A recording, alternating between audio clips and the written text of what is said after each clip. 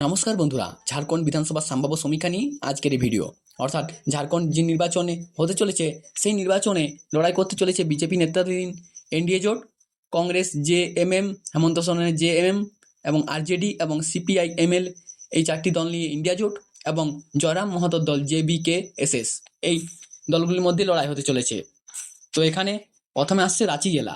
NDA জোট পেতে পারে 3টি আসন, ইন্ডিয়া জোট পেতে পারে 1টি আসন এবং জয়রাম মাহাতোর দল পেতে পারে এখানে 1টি আসন।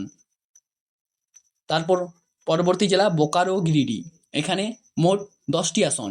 এনডিএ জোট পেতে পারে 3টি আসন, ইন্ডিয়া জোট পেতে পারে 4টি আসন এবং জেবিকেএসএস পেতে পারে 3টি আসন।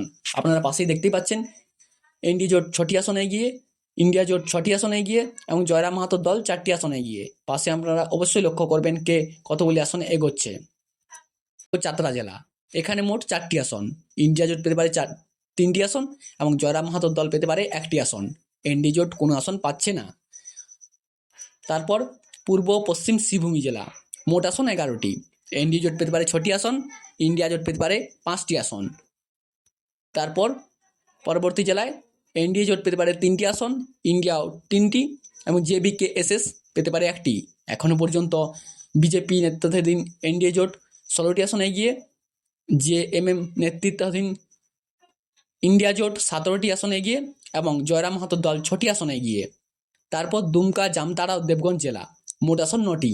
এনডিএ জোট পেতে পারে 4টি আসন, ইন্ডিয়া জোট 5টি, জেবিকেএসএস কোনো আসন পাচ্ছে না।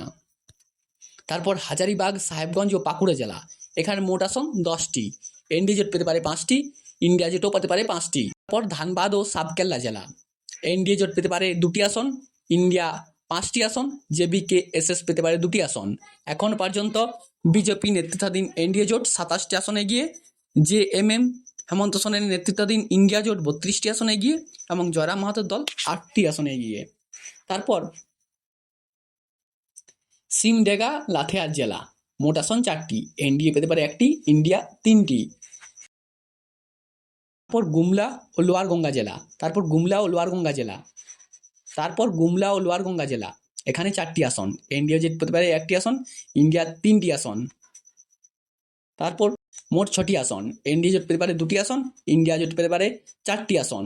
তো সার্বিক ফলাফল বলছে বিজেপি নেতৃত্বাধীন এনডিএ জোট পেতে পারে 31টি আসন, জেএমএম নেতৃত্বাধীন ও কংগ্রেস জোট মানে ইন্ডিয়া জোট পেতে পারে 42টি আসন এবং জয়রাম মাহাতোর দল জেবিকেএসএস পেতে পারে 8টি আসন।